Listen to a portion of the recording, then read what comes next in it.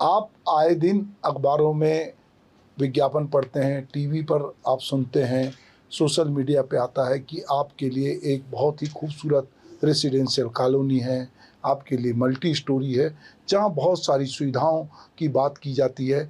ऐसा बताया जाता है कि आप स्वर्ग में जाइए और आपको सारा कुछ आनंद मिलेगा। बहुत सारी तस्वीरें होती है और बहुत सारी सब्ज बाग दिखाए जाते हैं, पर ज़मीनी हकीकत कुछ और होती है। के.एल. सहगल साहब का एक गाना था कि एक बंगला बने न्यारा, रहे कुनबा जिसमें सारा।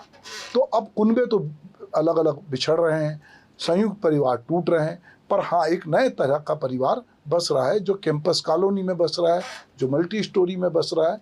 और वहाँ पर चूँकि कुनबे में जब बिखराव हो सकता है, तो वहाँ पर भी अलग अलग तरह के लोग रहते हैं। तो आज मैं एक ऐसे विषय पे आपसे बात करना चाहता हूँ जो शायद आप में से हर व्यक्ति से जुड़ा हुआ है, जिसने जिंदगी भर की कमाई लगातार अपना एक घर बनाने के लिए खर्च की है या इकट्ठा की है।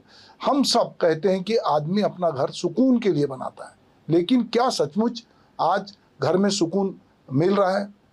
तो ये जो सहगल साहब का गीत था जिसकी मैं बात कर रहा था कि रहे कुनबा और जिसमें सारा, इस समय कुनबे का मतलब संयुक्त परिवार होता था। दादा दादी, चाचा चाची, भाई बहन सब एक छत के नीचे रहते थे। लेकिन समय बदल गया, अब बंगले तो बन गए, फ्लैट बन रहे हैं, टाउनशिप बन रही है, मल्टी स्टोरी अपार्टमेंट बन रहे हैं, लेकिन कुनबे का अर्थ बदल चुका है। अब आपका कुनबा केवल आपका परिवार नहीं है, आपका असली कुनबा वह पूरा परिवार है, वह पूरी सोसाइटी है, वह पूरी कॉलोनी है, जहाँ सैकड़ों परिवार एक साथ रहते हैं।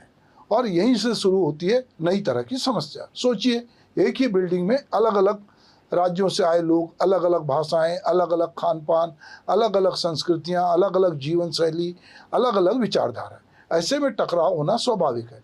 पहले गांव में झगड़े खेत की मेड़ को लेकर होते थे, आज शहरों में झगड़े पार्किंग को लेकर हो रहे हैं। पहले पानी की बारी को लेकर विवाद होता था, आज लिफ्ट में मेंटेनेंस, क्लब हाउस, पार्क, सुरक्षा गार्ड और मेंटेनेंस शुल्क को लेकर विवाद हो रहे हैं।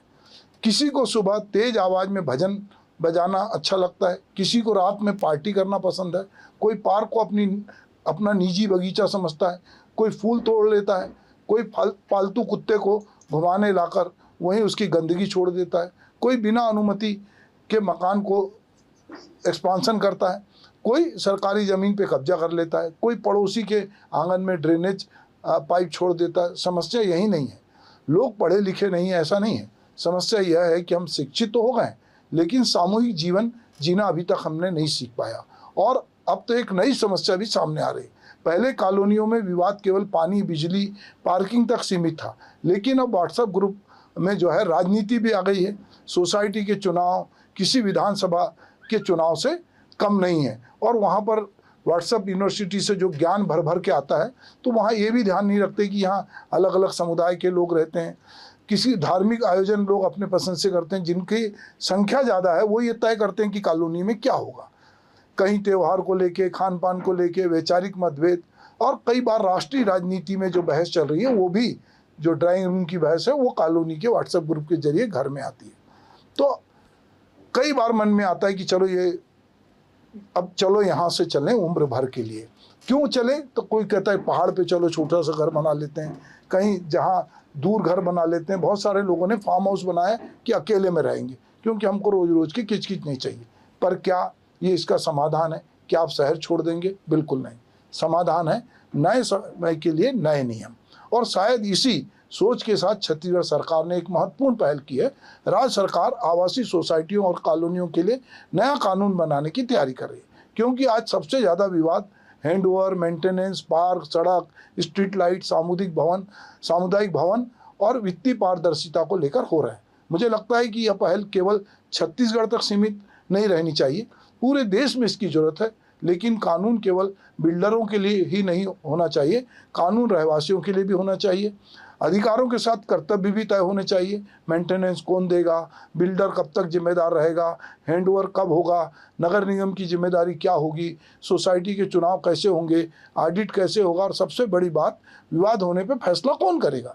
इन सारे सवालों का स्पष्ट जवाब होना जरूरी है। लेकिन कानून से भी ज़्यादा जरूरी है नागरिक संस्कार, क्योंकि अगर हम अपने पड़ोसी का सम्मान करना नहीं सीखेंगे, अगर हम सामूहिक संपत्ति को अपनी संपत्ति नहीं मानेंगे, अगर हम केवल अपने अधिकार मांगेंगे और जिम्मेदारी नहीं निभाएंगे, तो कोई भी कानून हम क्यों ना बना लें, वो बेहतर समाज का निर्माण तो नहीं कर सकता।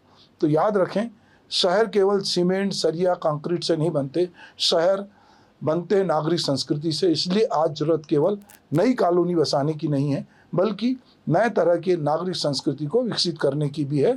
तभी हम के.एल. सहगल के जिस गीत की बात मैं कह रहा था कि एक बंगला बने न्यारा, रहे कुनबा जिसमें सारा, क्योंकि घर तो हम बना लेंगे, लेकिन उस घर में बसने वाले नए कुनबे को साथ लेकर चलना आने वाले भारत के लिए सबसे बड़ी चुनौती होगी। और यही वजह है कि अब शहरों में इस तरह के विवाद रोज़ सुनाई दे रहे हैं और लोग कभी बिल्डर को गाली दे रहे हैं, कभी कॉलोनी में लड़ रहे हैं। तो ये अगर बंद होगा तो कानून तो बनेंगे, पर हमको एक नई संस्कृति भी विकसित करनी पड़ेगी। नमस्कार।